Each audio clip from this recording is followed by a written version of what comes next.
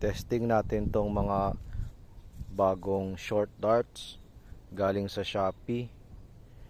So, try natin tamaan yung target na yan all the way from there, doon sa balcony. So, ito yun, yung Hooglam short shooting balls from Shopee. Test natin siya, 10 darts. At yan yung blaster na gagamitin natin. This is my custom made bullpup. It shoots ng mga 180. Let's go.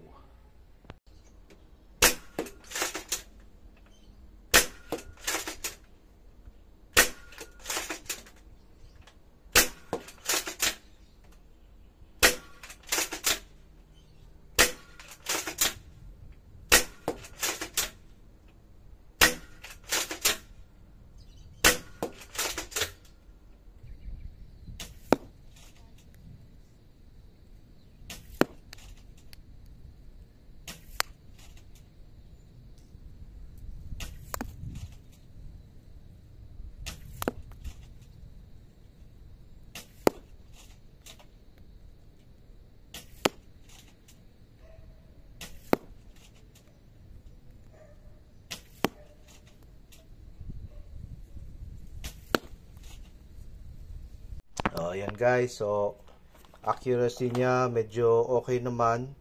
Out of 10 shots, natatamaan ko yung target ng mga 8. Yung iba hindi lang siya tumatama dahil bumababa na yung velocity. Pero in terms of yung vertical niya, accuracy mukhang okay naman.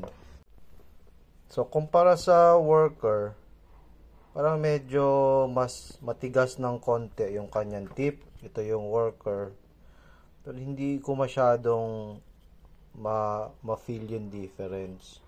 Compared sa mga, let's say, yung AF Pro, ito, mas malambot yung AF Pro. Di hamak yung para sa mga flywheeler, waffle tip ang tawag sometimes. Di hamak, mas malambot to.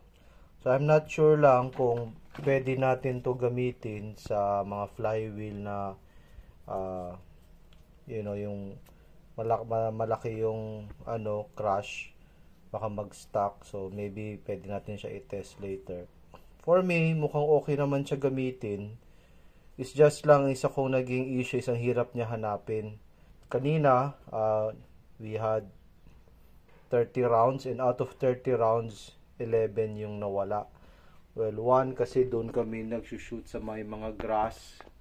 Tapos pag hindi natatamaan yung target, pupunta doon sa grass, mahirap hanapin dahil syempre yung tip niya green, sabay yung body niya is black. So mahirap siya hanapin. But if you compare naman yung price niya, let's say compared sa worker, yung worker kasi, yung 200 rounds ng worker, almost mga 800 plus shipping pa. Medyo mataas ang shipping dahil nanggagaling sa ibang bansa. Is compare mo dito, nasa Shopee, nasa 251 siya, 100 pieces. So yung 200 pieces nito, lumalabas mga nasa 504 plus shipping. Kung makakuha ka sa Shopee ng free shipping, di mas mura to di habak. Parang almost half the price ng, let's say, worker. So yun lang. I hope makakatulong yung review.